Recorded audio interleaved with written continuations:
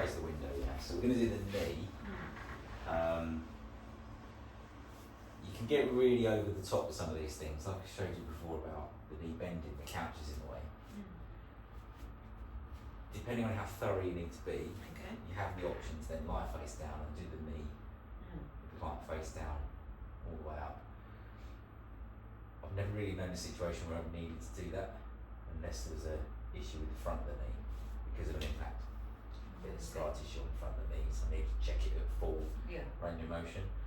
In terms of muscle, the hamstrings, the back of the leg, stretching the muscles of the front of the thighs, depending on how far you need to go, then obviously you do that. So active, passive, resisted, if you straighten your knees first, that's extension, take them back as far as the couch will not interfere. That's it, that's interflexion. Just to confuse the issue, the knee does rotate slightly as well. But I don't want to confuse you anymore now, just let you know it does. So if you want to look further into that, you can. What do you mean? Does it go in an angle? So if the knee's bent here, if I do this, that knee is rotating. Because it won't be the hip, because it's pinned while sitting down. But that's a story for another day. I'm just letting you aware that it does. Because it's written on the sheet, so you might look at it and go, we didn't learn that. It's there because it does do it, but it doesn't mean they need to know it as of yet. So you've just done the active movements. What was that telling me compared to the ankle? What was the reason why we did it? What's the reason for looking at active? Is it flexibility? Not flexibility. What structures in the body? Because if the muscles are contracting to move your legs, what two parts of the soft tissue are we looking at? I don't know what you mean, sorry. No, that's fine. Muscle and tendon. Right. Oh, okay. So same with the ankle, by them moving their foot around, you're looking at the muscles, tendon. So obviously if you straighten your legs for me, what muscles are straightening? Lengthening, sorry. In the back of the leg. Hamstrings. So if you bend the leg, what's now lengthening? Quads. So if you can appreciate the yin and the yang, should we call it, on the paired movements, you're going to go a long way into figuring out what the problems are. I had someone the other day, he had a football knee to the quad, comes across a dead leg. So what you end up is with the muscle sheath, it doesn't look like it's bleeding though. What it does, it bleeds inside the sheath, deep inside the leg. So what you then find is you get pressure build up. And where it's bleeding inside, it basically is like a scaffold deal on your arm or skin. It won't dry inside your leg, it'll just stay wet. What it does, it just goes all like a clot inside. So you need to break it down. So it's a very uncomfortable massage to try and break it down. Is it quite inside. stiff then? It just won't move because it's stiff inside the joint. So there's no space for it to move. So we literally would just massage to try and break it down, get them to move around as much as possible to help flush anything we've kind of broken off. Come back again, you get deeper, go again, because what you don't want is the scar tissue being left as a lump in the leg. And that takes longer to heal. If it sort of heals, it's hard to get rid of it.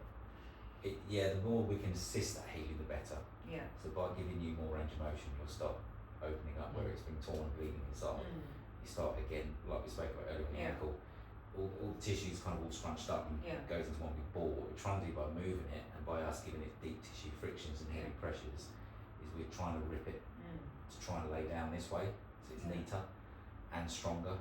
Whereas if it's in a ball, you end up tearing it either side of the problem next time because this is all tight. You want that. Will it rub together really then? It won't rub, it will just not be very pliable.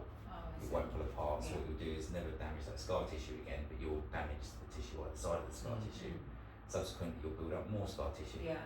So our job is to get in there quick and early. Which is what so the sooner you do it, the better it is. Then. If you see the injuries so early.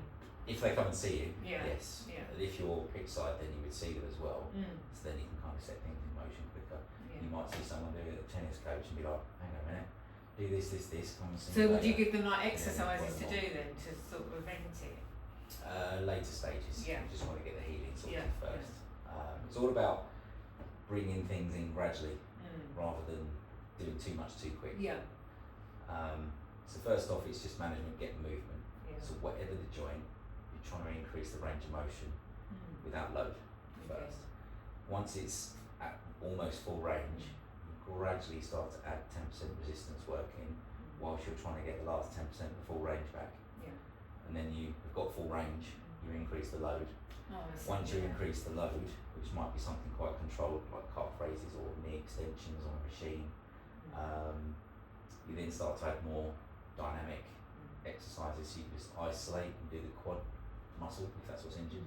You can then start to do things like half lunges, half squats, something that's bearable. So if someone's 25 stone in weight, asking them to do a lunge is quite hard work.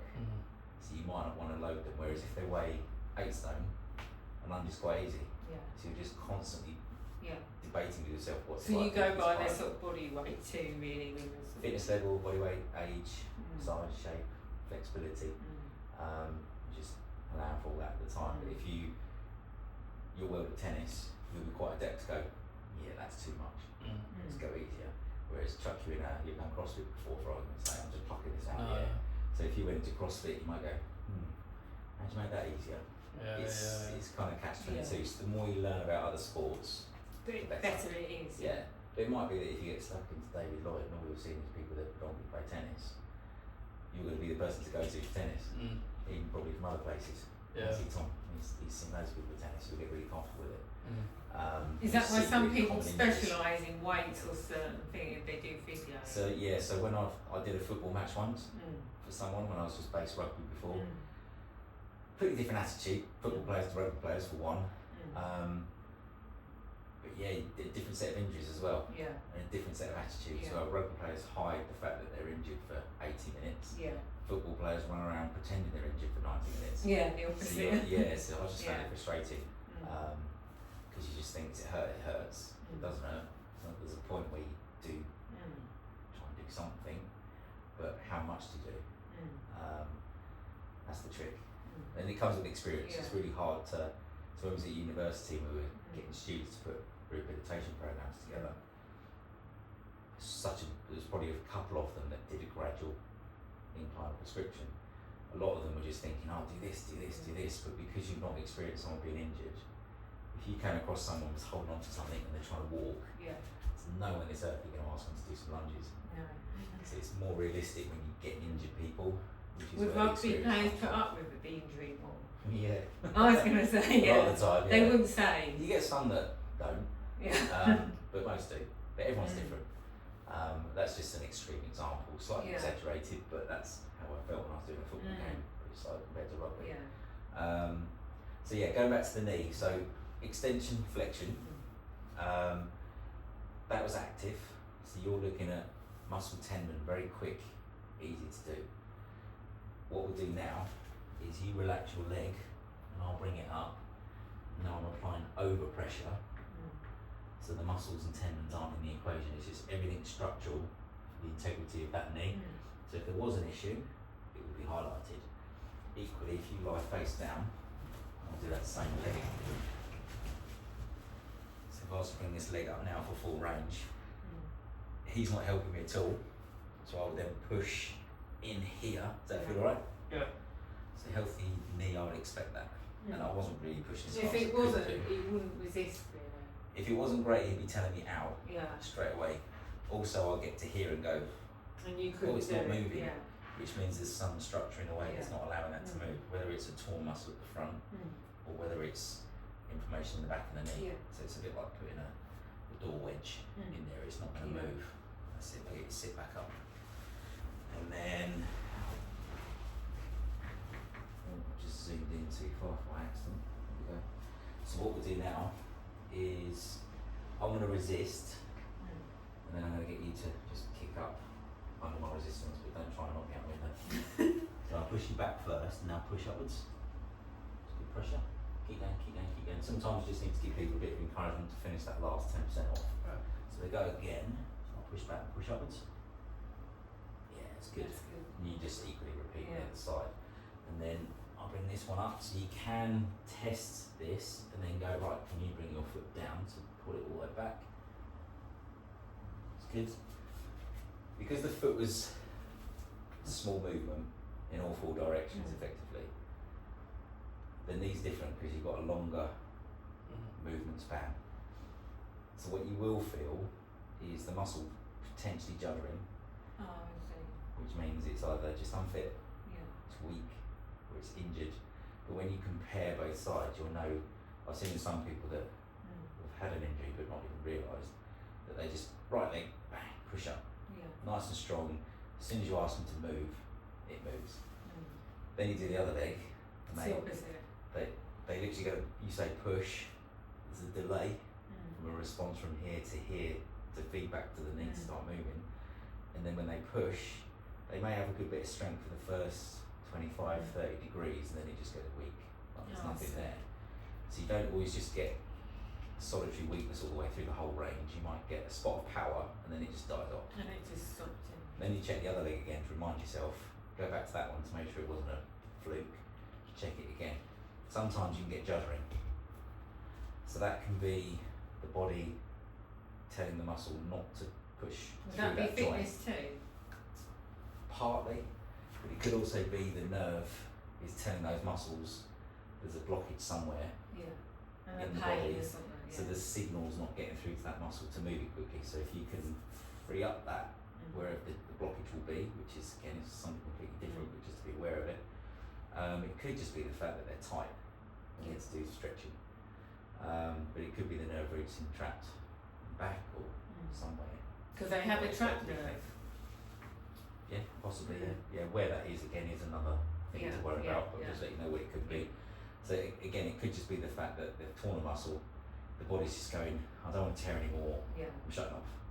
So it won't push. Oh, I see. But that would be the same as the arm here, the bicep. You do the bicep curl. I keep zooming in. You do the bicep curl, and it judders on one arm. So it's either impinged in the neck, which is the connection between the brain and the nerves pathways to the muscles telling to move, which they may find that if you assess their neck, they're tight on one side, so if you relieve the tension in the neck, all of a sudden it's easier. Or it's the muscles being torn. But Was which it case they're probably protecting going to tell you. itself really? Yeah, be protecting itself. Yeah. So whereas the muscles will also, what's the word I'm looking for? Just try and shut down from being overused because they're torn, and if they don't want to tear anymore, so it just back off. That's why it judders, because you want to tell it to push. The self-defense mechanism in the body's going no, and it just judders. So it's not until you come across people that have physically got these issues that you realise that that's what they feel like. But the more, when all four of us are here, we'll start practicing all this. And you don't resist it then, you just let it. You still have resistance, but as it pushes up, it will potentially shake. Oh, I Or see. you push and it's strong, and then it just goes, there's nothing there. So there's different scenarios in how you come to that special test, more knowledge, more anatomy knowledge. It's just a piece of the puzzle that I don't expect you to answer everything, because we'd be here for the next 10 years. And I'd have to go and learn even more to try and give you more information. It's just a constant learning curve afterwards. But that in general will be throughout the whole body. But in the ankle it's not as amplified because it's such a small movement, which is where I'm going with this. Whereas that's like a long So the sweeping knee will movement. be The long, shoulders, long sweeping movement, you'd feel it as well, so it's easy to pick up. In terms of assessments for the knee, I've done a ligament in the ankle.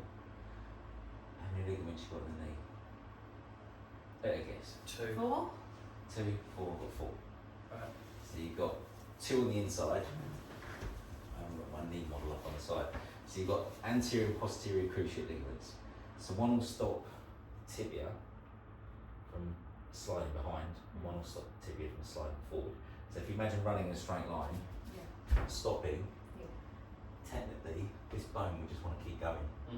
So there's a ligament crossing this way, which is your posterior, which will basically stop that from happening. Equally, if you're backpedaling going this way, you've got the other one that stops it falling off the other way. So that's just forward and back. You've got side to side as well. So you've got lateral ligaments or lateral cruciate ligaments here, and you've got medial cruciate ligaments on the inside. So if you line your back here, I'll take my watch off for this. So different tests for the ligaments in the knee. If I imagine the knee joints across the half of the patella, I'm going to put my hand underneath the leg, so my knuckles are touching the hamstring, but above the line here. push my arm up against your quad, grab the ankle, and basically try and bend the knee the wrong way. No problem. No. You tend to get more pain when my legs Yeah, it's all I can touching feel. the leg. Yeah. But if you had a medial ligament issue, that would trigger it, because what we're trying to do is separate this area. Oh, I Equally, we do the opposite side, so I put my palm, or what I tend to do is press down into the couch and create a post with my arm here, but again above the knee joint. Hold the knee this way, and then basically push that way. see. So you're pushing inwards. Yep, so you're basically just getting this leg, one push that way, and one push this way. So if I'm pushing this way, it's stretching these ligaments. If I'm pushing that way, it's stretching these. For the cruciate ligaments deep inside the knee, bend the knee, sit on the foot, put your hands, index fingers in the back of the knee, and what I can feel now where my thumbs are is a cartilage. Just kind of naturally just nestles in there. And then I'll effectively pull the tibia towards me, and there's literally that 1/4 centimetre of movement, which is normal, and I push in, and again I can feel 1/4 centimetre movement. You need that movement. It's minimal, but you need it. I've had someone's knee come out almost 3/4 of an inch, where they've got no ACL, Right. so they've only got PCL. So that means the knees are really unstable. So any twisting motion, So they haven't got any support at all. not on the inside, support here, support that way, but not in this the way. inside, you know. So if they were running and suddenly stopped, their bone would just want to keep going. What they're then effectively hoping is that all the other soft tissue protects that. Okay. You can't obviously do anything about cruciate ligaments inside that are broken. That's not our job. However, some people will have surgery. Some people will have conservative management, which is no Do surgery. they have any cartilage? Well, if they've done the ACL, chances are they've probably damaged the cartilage in the knee as well. Yeah. So potentially they may go in keyhole, clear the knee out, tidy up any little. You can get, there's about 9 different categories of tears in your cartilage. One of them being a bucket handle, which is, imagine a loop, like a half moon semicircle, flicking over. So you're doubling the length of the cartilage. But then your knee would jam, and then occasionally it would just flop back into place again, and there'd be a problem. You still have a tear there, because there's no blood supply in there at all to heal that. But if that keeps flapping around, what the surgeon will do is just cut that off To stop that from and happening. get rid of it. Yeah. Problem is that if you have surgery, what else can happen? You get more scar tissue build up inside your leg. Yeah. So it's Is that why they're reluctant to do it, really? from my point of view, try everything possible Yeah. to ward off the practicality of actually having surgery. At least you can say, well, I've done everything I can. I know some people just go, no, I'm having surgery, that's what the surgeon said, end of. And some surgery works and some surgery doesn't. Keyhole is generally pretty good, because it's less Because you don't get invasive. scarring, as much scarring. It's just a couple of pinholes really. Yeah, effectively that's what you're looking at with the knee in terms of ligament damage. So again, if you think, if I can get it to stand up. So if you imagine you've done your MCL on the inside of your knee, and I go to bend down and sit on a chair, if I do that, it's going to hurt. So you're trying to train your clients to do that so it doesn't hurt. And what you're then doing is training that pattern of movement to get up and off the chair, and that won't hurt. Effectively, your knees are in better alignment. Okay. Yeah. Right. Have a lie down, Okay, I'm just going to take my glasses off. and then you can put their knees around. Yep. The eyes are getting a bit darker out there. Okay, so with the knee, slide the hand under there. So you just completely relax now with these tests, and then you pull that over. So slide underneath, grab the ankle here, so you get better leverage along the path. So you're almost trying to push the elbow that way and pull that way. So obviously if the knee's going to go, it's going to go from here. All good? Yep. And then go in the other way. And then just swap your hand on the opposite side on the bottom. So hold the outside here. And then create a fist with this hand, but in between the knees. So you're creating a post, Now I'm going. and then push this way. That's right there, yeah. That's it. Sorry, it's my fault. I was turning to the wrong side, wasn't I? That's it.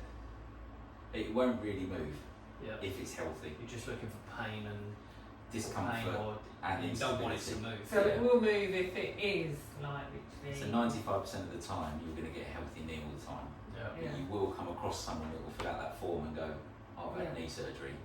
What have you done? MCL. Can I have a look? Because they ask for a look because it's going to give you experience of what it's like to have someone with a loose ligament and the ramifications of exercise with that being unstable. So if you imagine an MCL on a tennis player now, all of a sudden if that does that, they're going to not play their shot. Because they're going to be really tiptoeing around the court. So you would have to train them to good form of the legs, good technique, good positioning, but it's drilling so that the body gets used to that movement. So yeah, if you bend the knee, you sit on the foot, that's it. Perfect. And then what you're going to do now is tuck your index fingers right around the back of the knee so you really get hold of the knee. And then your thumbs naturally fall into, can you feel like a little ridge? Let me just feel there for a second. There. So if I push in there, you push in, can you feel it's a bit spongy? Yeah. That's it. So if you push in, so what you're doing now is as you lean back and pull the leg, you should find that that little lip is become more pronounced as your thumbs push in, literally probably 1/4 centimetre, not much. And then push in, that lip disappears. That way? Yeah. Yeah, it flattens out. Yeah. So it's not much of a movement, but it's enough. But that to you is normal. Yeah. So see anyone else outside that box and you've got their knee and you'll go, whoa, literally you'll be thinking that's not normal. Yeah. The first time you come across it, just don't do that in front of your client and go, whoa, that's not right. Get a bit paranoid. Just play it all down and cool, go, yeah, I've seen that all the time. That's basically ligaments to the knee. Okay? Yeah. So there are other things I'm going to show you, but for this purpose today, I'm just showing you test active passive resistance for the joint ligaments associated with it as well.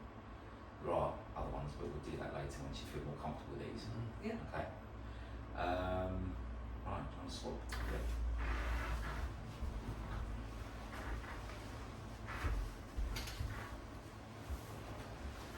So, if we get this hand Okay.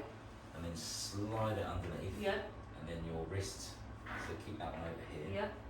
So your arm's going to create a post. Yeah. So all you're going to do now is just push into the couch. Oh, like That's that. it. Just Yeah. hold it there. Yeah. And then you're going to hold his ankle Okay. and you're going to pull towards you. Oh, I see. That way. That's Yeah. it. But try not to bend the knee. Okay. So can you see how much movement you've got? So Oh, try like that. to there and just Like that. push. Oh, you So can't you're- bend the knee. Yeah, so try not to lift the leg up. That's it. Perfect. Okay. And then press your knuckles into the couch this side Oh, this side. with this hand. Yeah. So bring this hand, clench your fist, Yeah. and then press into the couch. Yeah. So you're pushing down, Yeah. hold the ankle here on this side, and then basically just pull over. Oh, like that. But try not to move this hand. Okay. So keep it there, that's it, but try not to bend the knee. Okay. And you That's keep it. the knee sort of straight. Yeah, keep the whole leg straight, Yeah. because if the ligament's slack, it's going to bend slightly. Yeah. Okay? Yeah. So if you can bend that knee, you've got to sit on his foot, Okay. and then grab back of his knee, Both hands. both hands, pull Yeah. your hands up as high as they'll go. Okay. That's it, and then your thumbs, just find these little spots. So in there where my thumb is the cartilage. Okay. So if you put both thumbs and push in, can you feel it's a little bit spongy? Yeah, it is. Yeah. Okay, so keep your thumbs there. Yeah. All I want you to do now is just lean back and pull his leg with you. Do you feel any more pronouncing of the bone as you push out in front? Not really, no. It's ever so slight. So as you pull, push down, you can feel a bit more of a ridge. Oh yeah, I think so. Yeah. Okay, and then push this This bone way. here now has got to go this way. So you want to bring Okay. the heel of the hands. So wrap your hands together. Yeah. Oh, like that. So still keep your hands in the same place. Yeah. So relax. Bring your hands in together. Yeah. So you almost want to lean on him now that way. Oh, like that. But you've got to get your hands on there. Oh, so like That's that. it. Yeah. Perfect. So bring your thumbs back up. Yeah. So hands in there and now push. Walk this So way. push that way. That's it. And you'll feel more of a bone pronouncing out here as you push it. Sorry, it should get lost as you push it because you're pushing this bone inwards. No, I've got that. That's right. So hold it there. So it's important you get your thumbs in the right place. Yeah. So can you feel a little ridge? Yeah. So keep your thumbs there. Yeah. Bring them together and now push. Oh yeah, you can. Slightly Slightly, flattens not off. much. Yeah, it won't move much because you've got strong, you've never injured your knees. Yeah. No. No. So yeah, so that's normal. Okay. You find that. It's your repetition. Okay. Yeah. So when you do assessments, you don't have to do all of these. If someone comes in and says, I've hurt my knee, they're giving you no information. These are a good start Would it be point. only what they say to you that you only do the assessment? If it was Say just that- the sorry, inside say of that the knee, would you only do that assessment really? If someone came and said, I've hurt my knee, don't know what they've done, as a process, I might just test all the ligaments. Oh. Because if they don't know what they've done, I'm just checking that they've not hurt the knees going that way, not hurt them outwards, they've not fallen awkwardly, they've not twisted and torn something. That will, at least I can then say, ligaments are fine. Okay. But then what would you do as massage therapy then if they've come in to see you for that but they've hurt their knee? So if Just you do a round. So go back to the ankle scenario. If you sprain your ankle, what problems would you get apart from the ankle? So if I've hurt my left foot, I'm going to do this. Yeah. So I'm putting 90% more So weight your on the hips? opposite side. So if you Why- injure one knee, Yeah. all the weight's going to be transferred to the other side. So when you're massaging, you're looking to alleviate the stress, and because this is doing 90% of the work if you've injured your knee. So you're looking to then massage the opposite side. Right. They'll be you'll be amazed at the relief they'll get because it's just overworked and sore. You're also looking at so if you've done your knee, the quads will tend to go into spasm on this side to protect it as well. Potentially the hamstrings, maybe even the calves. So that when you palpate and press, these will be tired because they're doing all the work, plus the hips. So when you press, they're going to rinse it because it's So there's overworked and signs to look for really in the Yeah, tightness and then, in the quads. again, not everyone's the same, but again, this leg might be sore because it's protecting the knee Yeah. because of the injury. Is it because you put more weight onto it? On the opposite side, Yeah. but this side's just protecting. Yeah. Potentially, if this was the injured knee. Yeah. There's no hard fast rule. You may have caught the person really early, so they don't suffer with that on that side. Oh, okay, yeah. But it may be if you caught them 4 You or can 5 even days say in. if you've been limping the last couple of days and you've No, kind of. as a little trick, I always assess people when they walk in. There's nothing worse when someone, they walk down the corridor and I stuck my head out. Right, how you doing? They walk normally, and then they come in here and I say, oh, can I just get you to walk? And then they start limping. You think, what's natural? Yeah. So you can see more natural when you just. Yeah, you're trying to assess them really without telling them you're assessing them. Yeah. So the moment you see them walking, that chair's quite good because I will say to them, oh, can you sit in that chair, and I'll watch how they sit down. Yeah. Because if they've got poor, sometimes you might just gone to the gym and always squatted with knees together. Yeah. If you do that repeatedly, you're going to get big stress on the inside of your legs. You're going to get stress in the hips when they're not functioning as they should do. If they do that when they sit down, it's just a little piece of the puzzle that will help me potentially So protect them it gives from you themselves. clues. Yeah, yeah, it's just making those small little adjustments. Any questions? No, it's all good at the moment. All good? Yeah. So when we do passive, what are we testing for? I'm going to keep drilling this until it gets normal. So Muscle and tendon. So that was resisted and passive and active. So it's the opposite end. Yeah. Ligaments, soft tissue, anything that's non-contractile. So bursas, ligaments, fascia are the key things that we're looking at. In passive. In passive, yeah. So when Passive's when they're doing it on their own. So when we're doing it for them. Active is when they do it, right? Yeah. That's right. Once you kind of get your head Yeah, around just active get is used to it, so active is muscle tendon. They're doing it mildly under load. So if it's gonna hurt, then it's quite bad. It will show up on that front. If you do it resisted, if there's a slight problem, it exacerbates it more. But you also do bring in sometimes a little bit of stability, which is the soft tissue around the knee joint to stabilise it. If you put a lot of resistance in and hold it back a bit. But equally, if you want to disregard muscle tendon, you just do it yourself on them, over pressure the joint, kind of almost giving it a bit of abuse to see if it reacts in a way that's uncomfortable. You're ruling out muscle and tendon straight away because it's not that, because nothing's been helped in terms of them helping. create the movement. So you're just differentiating between different types of structures that you work on.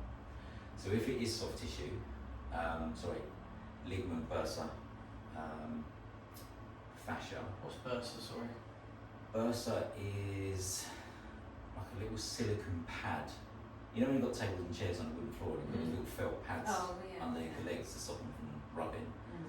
A bursa does exactly that. So you will have a tendon against the bone that will rub. So they might rub together? So if they rub together, it's a bit like rubbing two sticks together, it generates heat. The tendon will just get angry. The body's quite clever again. It will put a bursa. So if this my index finger is a bursa, and if this is a bone, my index finger here is the bursa. The tendon will touch the top of that, and as that rubs, it rubs on a nice shiny silicone surface. Oh right, I didn't know that. Whereas a bone will just rub. You will. Have you ever come across someone who's got like a big lump on the end of their elbow, like a golf ball? It's. You might just go like that, and you might bang the bursa. Not pleasant. What they then do is swell up on the inside. But the swelling. Does that protect it? No, the swelling inside doesn't go away, but it deforms it. So what you then end up with is a lump in between the movement, which then causes rubbing on top. But that swelling takes ages to go down. How long does it take to? Well, if it's really bad, sometimes I'm talking 2 to 6 months, just for a small bursa. Whereas a lot of the time, if it's caught early, you can go to the doctor, and if they're on the ball, they can lance it and suck the fluid out with a needle. There's nothing we can do, which is ideal if you do, because the longer it's left thicker, the body will adapt that tissue and let it heal thicker, which then becomes on and off problem. But yeah, bursts you'll find everywhere. So if I find my pad here, if you sit up for a second.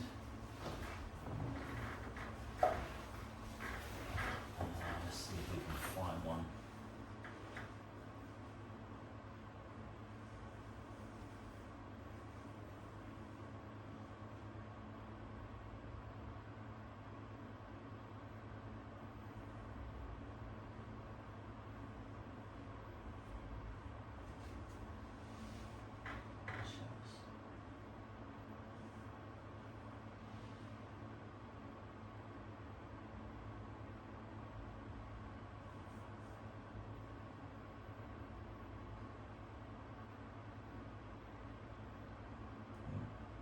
It's not really that good for showing us persons. Let me see if I can find it online.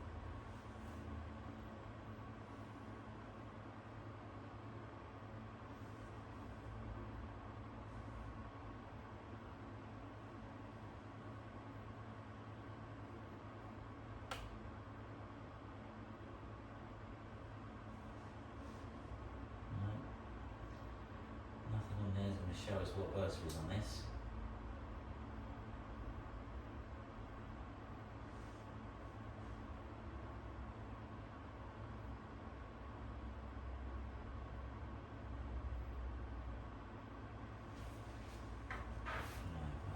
Can you pass me that book underneath that green bag? This one? Under the green bag.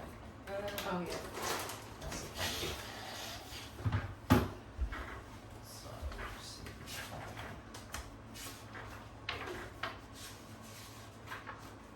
There you go. This book doesn't necessarily give you the best pictures, but it'll literally be in between every single muscle pressure point and bone. So it'll just glide over. It's not really the best picture.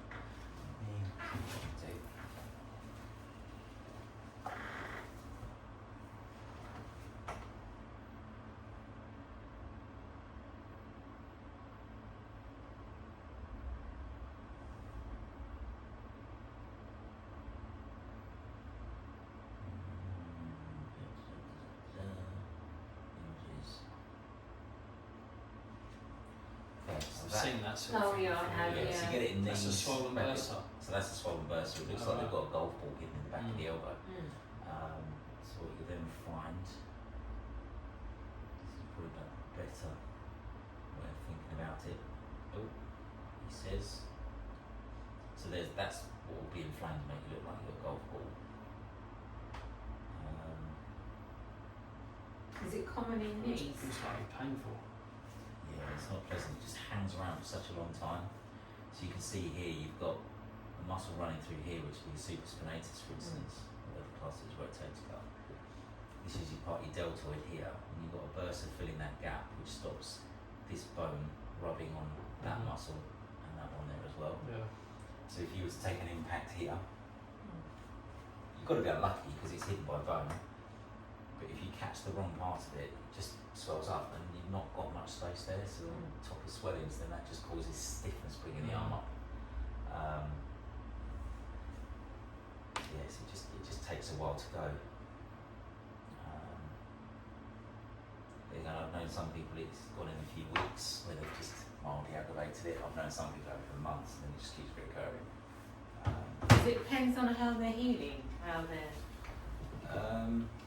It's not really much blood supply to a bursa. Yeah. So the healing with blood nutrients isn't ideal. So it's not really going to affect it. It's almost like a sealed unit as well. It's almost like those little bubbles that you pop on the packaging. It's literally like one of those, but it's just got a tiny bit of fluid in it. But very slimy, almost a bit like silicone oil over it as well. So if you imagine a snooker ball covered in silicone, that's pretty much what it's going to feel like. It just helps it glide. But if you take an impact, that's when they swell. Like I say, they can take weeks to months. And obviously, as you get older, they form and get thicker. So you keep doing the same thing. My dad's the same. If ever banging his elbow for whatever reason, the slightest little bang, and just swell up. And then he's stuck So his it's arm common in older people then? I've never heard about it. Bursitis? No. Yeah, it's quite common in the side of the hip. Runners, bursitis in the hip, where the IT band or the tensor fasciae latae muscle is very close to the greatest trochanter that sticks out, which is this bone here. And this superficial one on the outside can just get rubbed. Or if you were to fall over and land on your side, you can bang it as well. And it can just puff up. So there's all those things. This is why it's, kind of getting into the level 4 stuff straight away. There's different anatomy that you'll learn. There's other stuff that we won't even touch on. Yeah. But it's just, if you're aware of these things, then you can go, I'll have a look at that because it might be that, just to cancel it out. Build up your knowledge, get more experience. And then part of your, here we go. So we've got bursas. So there's lots of different bursas in between the different tendons and parts of the bones. This is what they're called.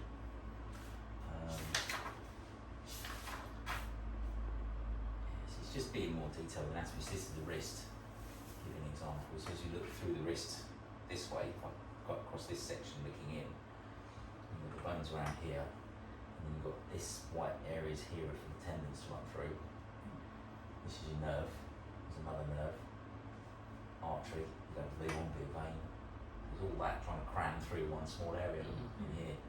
So if you've got a job where you're typing, you're basically pulling these bits here tighter together, which is cramming that space. And then if you imagine all that was getting pushed together, if a nerve get pinched, what sort of sensation would you get in your fingers?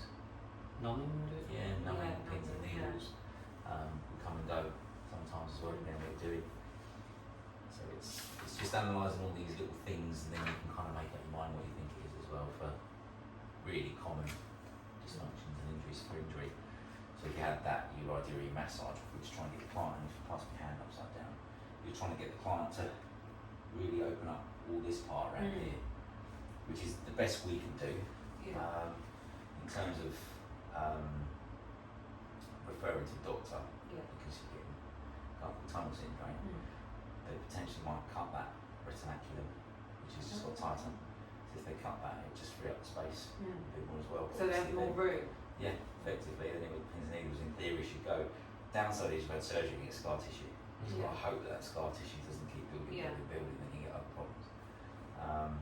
Which is why massage is generally quite highly rated, because it's not going to build scar tissue if it helps the problem. Makes the client aware of their typing all the time. It's causing you a problem, trying to find another way. Then you can help them that way. Okay. Any questions on the knee? No. Okay.